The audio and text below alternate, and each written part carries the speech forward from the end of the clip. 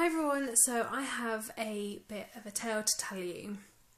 Last night I got into bed, was messing around my phone as I normally do before I go to sleep, and the battery was really low, so I plugged it into charge and it started charging. It while I was faffing with it, it went back up to about 13% and it was still charging, and I went to sleep quite merrily. And we have two cats, and the baby, Sam particularly, has a habit of kind of getting under your feet, and sometimes he goes in my dressing room and then I don't realise, and so he gets trapped in. So about 4 o'clock this morning I thought I heard him stuck in one of the bedrooms. Went to grab my phone to use as a torch to go and check that he wasn't trapped in a bedroom and needing the toilet, except my phone didn't light up. So I thought, oh great, I haven't plugged it into charge, which means it's going to be flat, and I hope I haven't missed my alarm. Only it turned out that I had plugged it into charge, but it wasn't charging. So I checked the socket, and I definitely had turned the socket on, and it wasn't charging. So I tried using a different plug socket. It didn't work. I've tried using a different charger. It didn't work. I've tried taking the battery out and putting it back in again. It didn't work. I've tried charging it off the computer. Guess what? It didn't work. I have a 3-month-old Samsung Galaxy S that is in pristine condition. It's hardly been touched. It doesn't have a scratch on it. It's never been dropped. It hasn't had water spills on it, and generally it's been really well looked after. I'm a girl. I'm kind of anal about how I look after things. And it's broken. Dead as a dodo. And whilst yesterday I was dubious about whether I'd be able to do a direct comparison between Android and Beta or Bada, or however you want to pronounce it, because I didn't know whether the Wave would arrive. The Wave has now arrived, and I don't have an Android-based phone to compare against. Obviously I can compare it using my experience with the Galaxy S and my boyfriend's experience using his HTC Desire.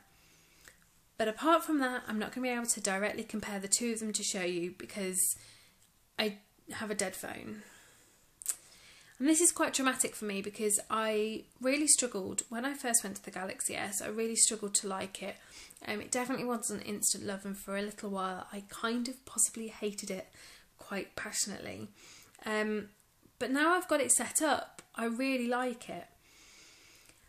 And actually, having not just wanted to set up the Wave this evening, but having had to because I've been without a phone all day, realised how good and how slick the Galaxy S's interface is. First impressions of the Wave, the Google Mail option has unnecessary steps. You go into what you think will be a screen that will let you read your email, but then you have to go into a menu and pick retrieve to be able to read the message, which to me it's just like, why go through 4 steps when actually you only need to go through 1, maybe 2. Yeah, first impressions aren't that great. Really like the camera. It has a dedicated camera button, which is one of my criticisms of the Galaxy S. It has a flash, which again was one of my nice to adds.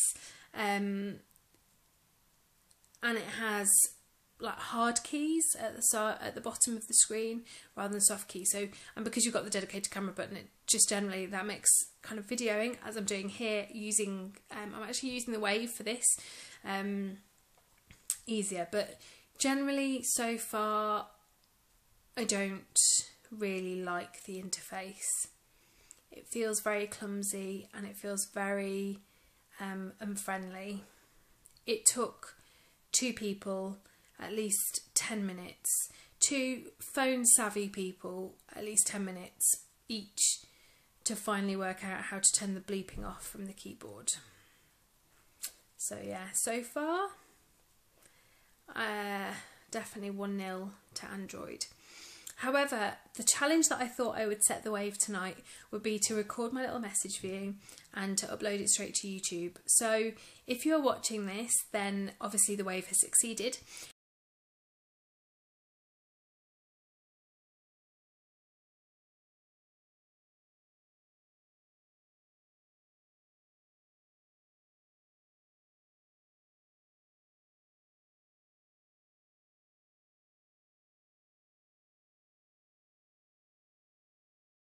and if you're watching it and you've thought that it's fairly good quality, apart from obviously maybe shakiness and lighting and things which are nothing to do with the camera, then that's a point to the Wave. But given that this challenge is about the operating software rather than the phone, then I'm not sure that gives it a point. I don't know, I'm not quite sure how I score this whole thing. User experience, I guess.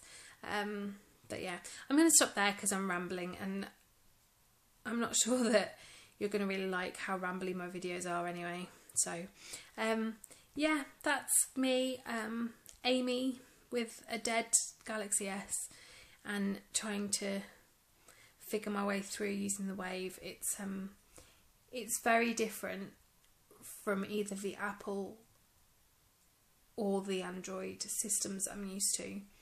I'm finding it kind of hard, but then I know that it was a rocky road when I first got my Galaxy S, and now I really enjoy using it, so I'm hoping that it's just the same teething problems again.